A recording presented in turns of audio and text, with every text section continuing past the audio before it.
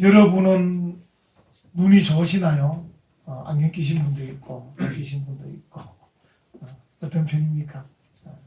저도 지금 한쪽 눈은 좀 상당히 안 좋아서 이제 아마 좀 있으면 돋보기를 껴야 되지 않나 생각을 하고 있습니다만 오늘 제목이 뭡니까? 눈먼 인도자.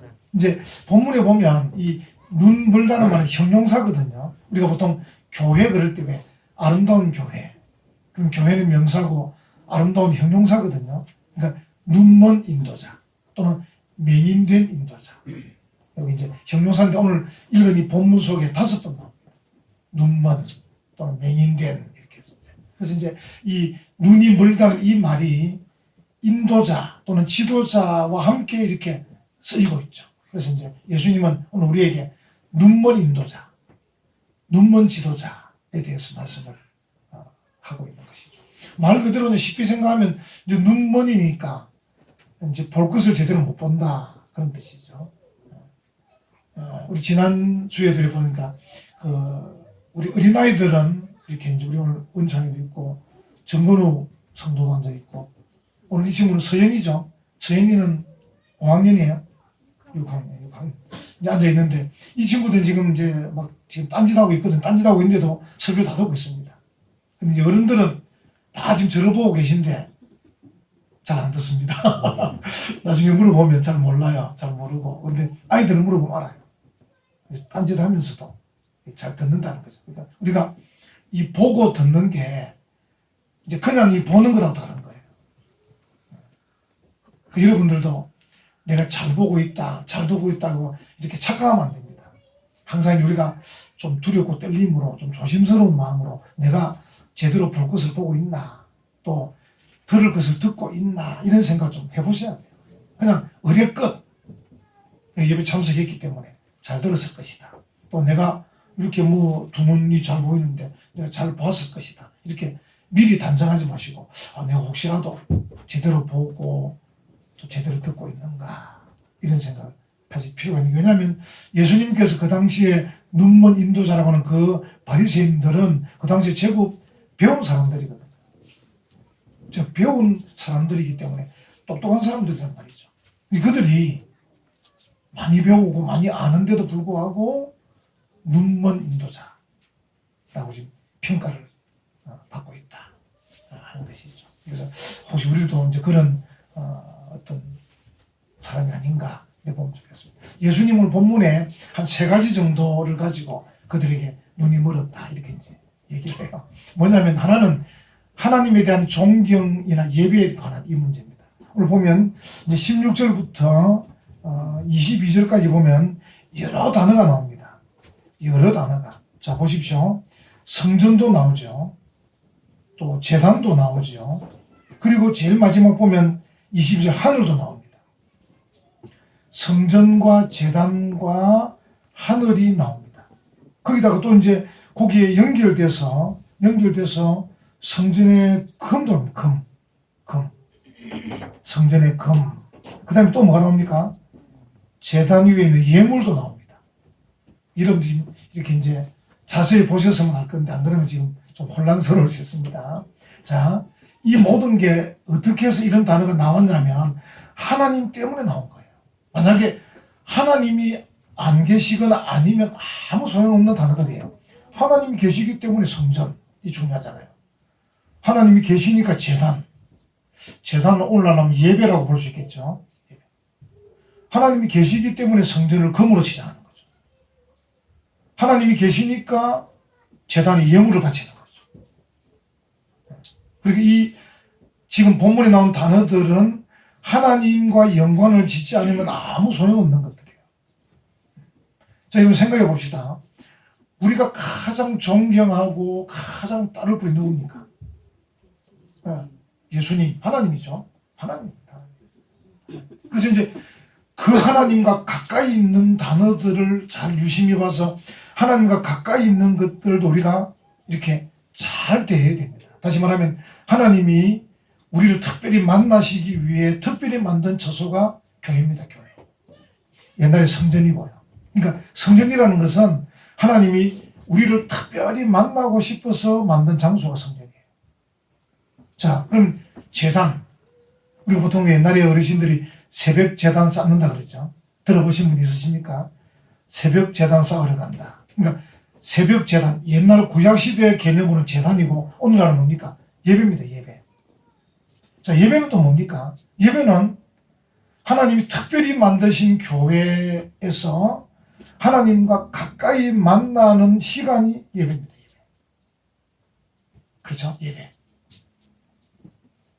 연결되는지, 하나님이 계시고, 그 하나님이 교회를 만드시고, 그 하나님이 교회 안에 예배를 만드시고, 그래서 우리를 특별히 만나시고 가까이 만나시기를 원하고 계시고, 또 그 일에 사람들이 함께 어우러져서 성전을 건물로 시작합니다. 그리고 하나님께 예배할 때 예물을 드립니다. 그래서 이 모든 것들은 하나님을 더 거룩하게 만나고 가까이 만나고 특별히 만나기 위한 모든 것들이에요. 그래서 이제 우리가 예물을 드리면서 하나님을 더 가까이 만나고 하나님을 존경하고, 그렇죠? 예배를 드리면서 하나님을 더 가까이 하고 하나님께 감동을 받고, 하나님의 교회에 와서 교회 생활하면서 교회를 통해서 은혜를 받고 복을 받고, 이렇게 해요. 그리고 이게 다 연관이 되는 거예요. 다 주는. 근데 여기서 한번 봅시다. 제일 근원이 뭔가, 근원이. 자, 교회의 근원이 하나님이에요. 제가 처음 말씀드렸죠. 하나님이 안 계시면 교회가 아무 소용없어요. 만약 우리가 교회라고 모이는데 하나님은 안중에도 없고 우리끼리 침묵해서 침묵해, 이러면 그 교회는 있을 필요가 없는 거예요. 하나님이 계시니까 교회. 자, 예배 드립시다. 예배 드리는데 어떻게 해요? 자, 서로 기분 좋게, 우리끼리 서로 이렇게 하면서 하나님 안중에도 없고, 이렇게 하면 그 예배도 아무 소용이 없는 거예요. 그래서 성전이든 예배든 금이든 또 예물이든 이 모든 것의 근원은 하나님. 우리가 하나님을 존경하고 하나님께 예배하고 하나님을 사랑하는, 이게 중요한 거예요. 근데 여기 이제 바리새인들 한번 보세요. 16절 한번 보세요. 16절. 화이서진저 눈먼 인도자여, 너희가 말하되 누구든지 성전으로 맹세하면 아무 일 없거니와. 이 말은 무슨 말이냐면요, 성전으로 맹세하면 맹숭맹숭하다는 거예요. 그런데 성전의 금으로 맹세하면 지킬지라 하는도다. 그리고 금이 더 중요한 거예요. 이게 뭐냐면 이 사람들은 어떻게 보면 제일 끄트머리를 붙잡고 있는 거예요. 끄트머리를. 제일 근원이신 하나님, 그분이 세운 특별한 처소인 교회, 이게 중요한데 이 교회의 이 금칠한 이 금을 붙잡고 있는 거예요. 금이란 것은 하나님의 교회이기 때문에 가치가 있는 것이고, 또 하나님이 함께하는 특별한 장소이기 때문에 가치가 있는 것이지, 만약에 하나님과 예배당이 다 끊어지고 나면 금 자체만으로 아무 가치가 없는 거예요. 근데 이 사람들은 금으로 맹세하면 야, 지켜야 된다, 지켜야 돼, 이렇게 한다는 거예요. 또 한번 보십시오. 그 밑에 이제 설명해놨습니다. 17절에 어리석은 맹인들이여, 어느 것이 크냐? 그 금이냐? 그 금을 거룩하게 하는 성전이냐? 어느 것이 큽니까? 성전이 큰 거죠. 자, 18절에도 보십시오. 너희가 또 이르되 누구든지 제단으로 맹세하면 아무 일 없거니와. 제단, 우리 교회 와서 예배 시간에 하나님께 예배드리고 하나님께 기도하고 은혜 받는, 이거는 아무 맹숭맹숭하고 예물로 맹세하면 지킬지라 하는도다. 예물, 헌금을 얼마 드리느냐, 그 교회 헌금이 얼마냐, 그게 중요하죠. 중요하기는. 근데 예배가 없는 이 예물은 아무 가치가 없는 거예요. 하나님께 드리는 예물이 아닌 예물은 아무 가치가 없는 거예요.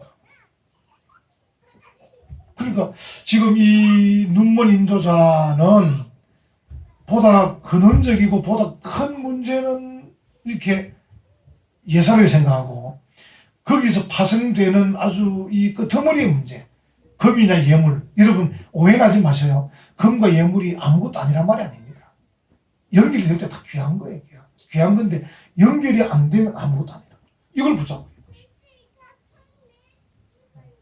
우리가 정말 존경하고 사랑하고 사모할 분은 하나님, 그 하나님이 세우신 특별한 처소인 교회. 여러분, 교회 요즘 보면 사람들이 이제 하나님에 대한 인식이 적으니까 교회에 대한 이 자세도 그렇게 공경스럽지 못해요. 여러분, 교회가 아무것도 아닌 것 같아도 이게 하나님의 교회예요. 예수 그리스도가 십자가에 피 흘려 죽으셔서 세운, 피로 세운 교회예요. 그 교회는 우리가 소중히 여길수록 내게 복이 되는 거예요. 교회를 통해서. 성경에 나오잖아요. 땅에서 매면 하늘에서 매이고 땅에서 풀면 하늘 풀린다는데 당장 현실적으로 눈앞에 보이지 않으니까 겁을 내지 않는 분들이 계시는데 그렇지 않습니다. 하나님께서 이 교회를 귀히 여기시고 세워가시는 거죠. 그리고 교회, 그리고 예배라는 것이 하나님을 만나는 거거든요. 얼마나 귀한 겁니까?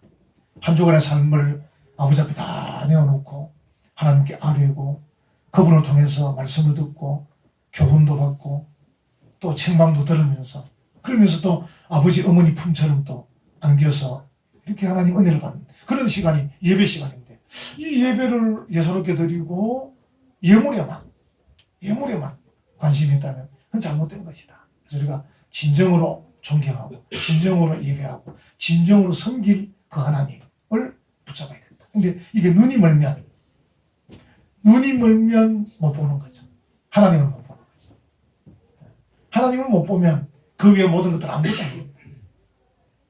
그걸 말씀하고 있어요. 두 번째 보면 23절부터 한번 보십시오. 여기 보면 뭐가 등장합니까 또? 23절부터 보면 박하와 회양과 근처의 11조. 여러분들이 이게 뭔가 싶으실 거예요. 이게 이제 한자로 된 성경 보면 좀 이해가 쉬운데 박하, 회양, 근처는 그냥 간단히 말하면 유대인들이 텃밭에서 가꾸는 채소입니다. 채소. 여러분 중에서 텃밭 가꾸는 분 계시죠? 이 바리새인들이 얼마나 철저하냐면요. 텃밭에서 가꾸는 하찮은 채소의 11조도 드리고 있는 거예요. 여러분 잘 안 들으시잖아요. 그죠? 여러분 큰 뭉치만 드리죠. 큰 뭉치만. 근데 이제 유대인들은 텃밭에서 가꾸는 그 채소도 다 챙겨서 그 중에 11조를 하나님께 대단한 분들이죠. 대단한 분들. 그러니까 보십시오. 박하와 회양과 근처의 11조는 드리는데 율법에 더 중한 바 정의와 긍휼과 믿음은 버렸도다. 믿음은 버렸도다. 그러니까 그들이 정말로 해야 될 의무, 그러니까 하나님 앞에서 정말로 해야 될 것은 정의롭게 사는 것이고 긍휼을 베푸는 것이고 믿음으로 사는 거잖아요. 그런데 정말 중요한 것은 버리고 박하와 회양과 근처라는 유대인들 텃밭에서 가꾸어지는 그 텃밭의 채소들의 11조는 드리면서 내가 11조 잘한다 이렇게 하고 있다는 거예요. 오해는 또 하지 마시오. 예수님께서 이게 말씀하셨잖아요. 23절 제일 뒷부분에 그러나 이것도 행하고 저것도 버리지 말아야 할지니라. 예수님이 하신 명언 가운데 하나가 이겁니다. 이것도 행하고 저것도 버리지 말아야 할 것이다. 이제 보통 사람들이 너무 이제 구분 짓는 분들이 계셔요. 이것 행하면 저거 안 해야 되고 이렇게. 근데 예수님은 이것도 행하고 저것도 버리지 말아야. 다시 말하면 그들이 11조 하는 걸 나무라는 게 아닙니다. 그 정도로 철저하면 칭찬할 만하죠. 근데 예수님은 그보다 더 중요한 게 있는데 그게 뭐냐? 공의롭게 살고, 그죠? 긍휼을 베풀고 살고, 믿음으로 사는 게 더 중요하다. 이렇게 말씀을 하고 계세요.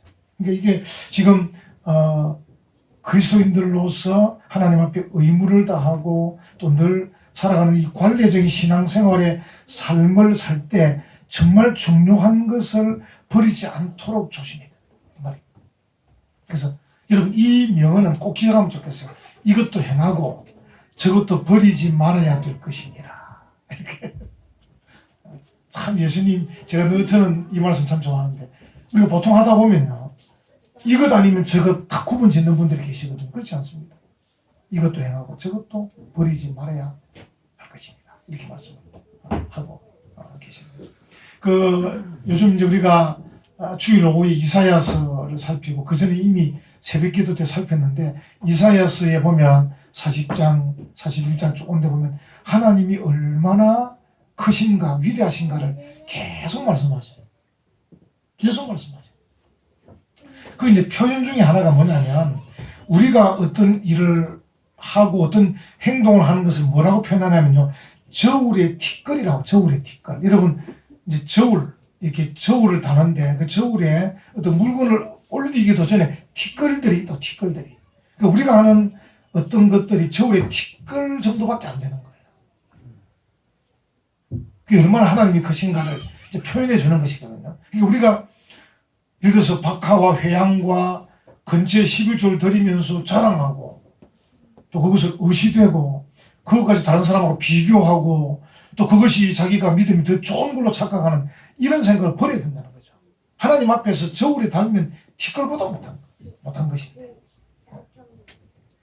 오히려 좀 더 티끌보다 좀 더 크다, 오히려 좀 크다 그러면 정의와 긍휼과 믿음이 좀 더 큰데 그걸 오히려 버리고 정말 티끌 같은 걸 붙잡고 다른 사람보다 더 잘하는 것처럼 그렇게 이제 행동한 사람도 있다는 것이죠.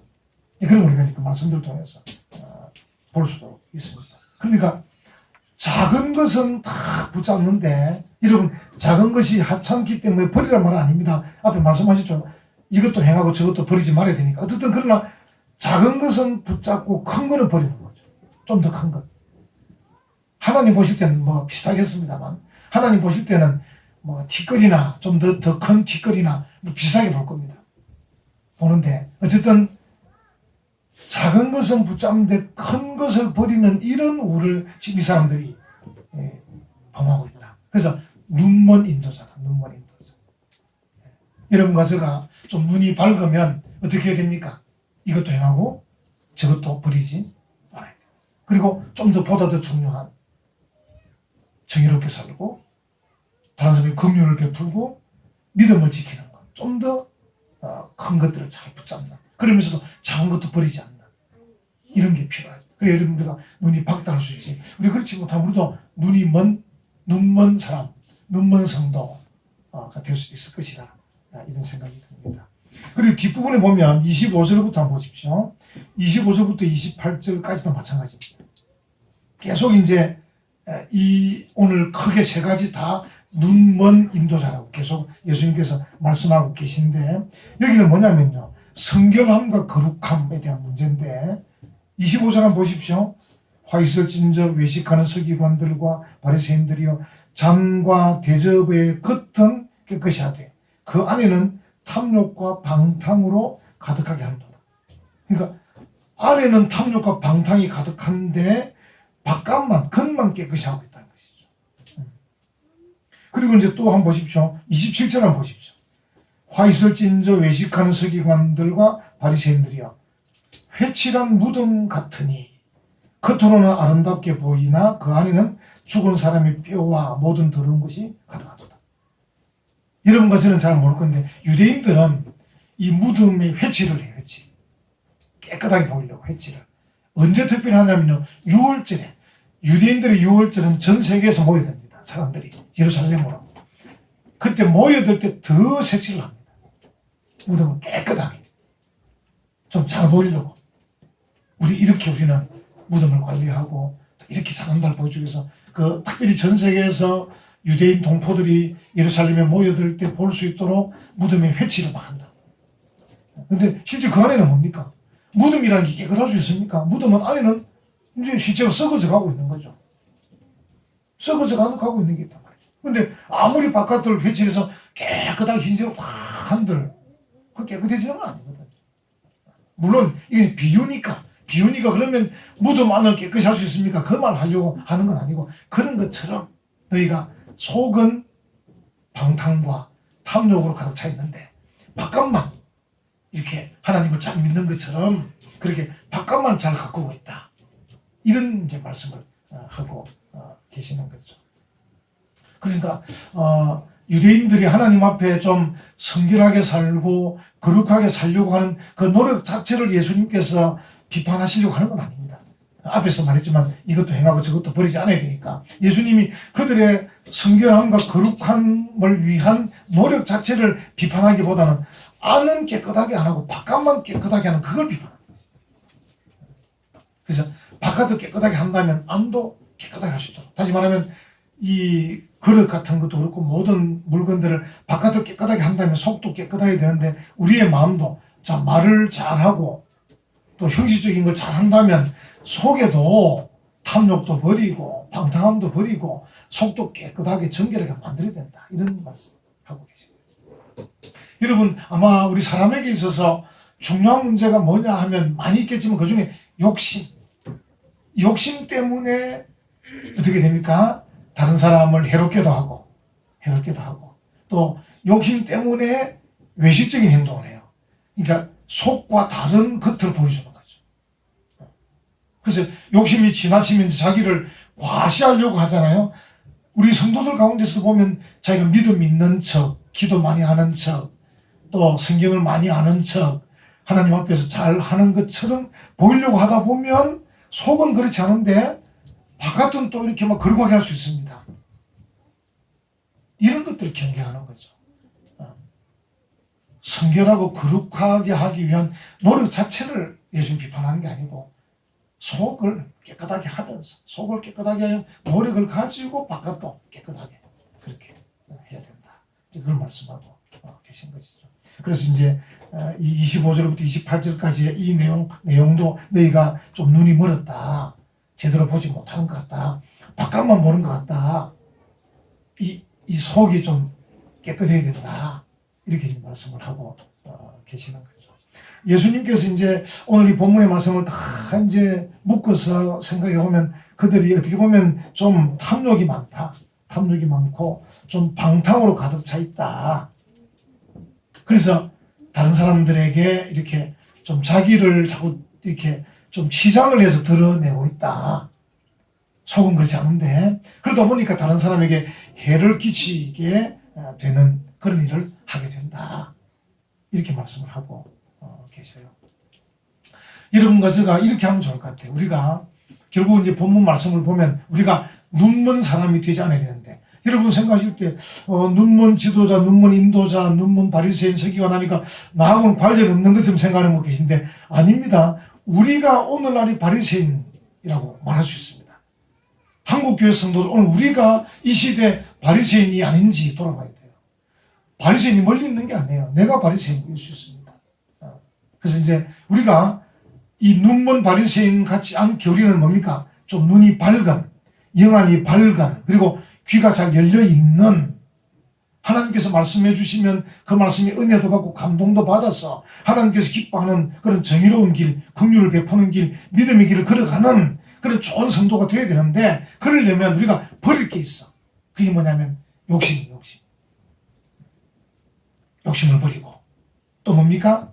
다른 사람과 비교해서 자기를 과시하려는 마음을 버려야 돼요. 오늘 본문에 나오는 크게 두 가지. 그래서 욕심을 버리고 자기를 과시하려는 마음을 버리게 되면 눈이 밝아져요. 우리가 항상 어떤 생각하냐면요. 내가 저 집사보다 나은 것 같다. 이 생각을 많이 하시는 것 같더라고. 제가 보니까, 목사에서 가만 보니, 그거 버려야 돼요. 그것만 버려도 눈 밝아집니다. 그런 게 안 되니 눈이 어두운 거예요. 왜냐면 우리가 이제 보거든. 우리가 왜 다른 사람 보는 눈은 참 좋잖아요. 그죠? 우리 조정인 집사님이 집사 1년 차인데, 집사 1년 차라도 딱 보면 알 거예요. 우리 교회 집사들, 박 집사는 듣고, 김서 듣고, 오지서 다. 내가 이제 조집사 보고 만나서 물어보면 다 말할 수 있습니다. 왜냐면 남 보는 눈은 다 좋습니다. 근데 자기를 못 봐요. 자기를 못 봐요. 이게 안타까운 겁니다. 그래서 이제 자기를 못 보면 바리새인과 똑같은 거예요. 그래서 우리가 자기 욕심 버리고 자기 과시하려는 다른 사람과 비교해서 내가 너보다 낫다는 이 과시하는 마음만 버리면 욕심만 버리고 과시하려는 마음만 버리면 눈이 밝아져요. 그럼 자기를 보여요. 그러니까 자기를 보는 사람이 이게 귀한 사람이에요. 자기를 볼 수 있는 사람이 하나님 앞에 믿음 좋은 사람이에요. 자기를 볼 수 있는 사람이 이 시대에 하나님이 쓰시는 그런 사람입니다. 그러면 눈도 밝고 귀도 밝아요. 그럼 여러분들이 거룩한 삶을 살고 아름다운 삶을 살고 다른 사람을 유익하게 하고 다른 사람을 구원하고 다른 사람을 살리는 이 시대에 정말 작은 예수로 이 시대 정말 빛과 소금으로 살아갈 수 있습니다. 그런 걸음을 걸어가는 우리 모든 성도들 되시기를 간절히 축원합니다. 아멘.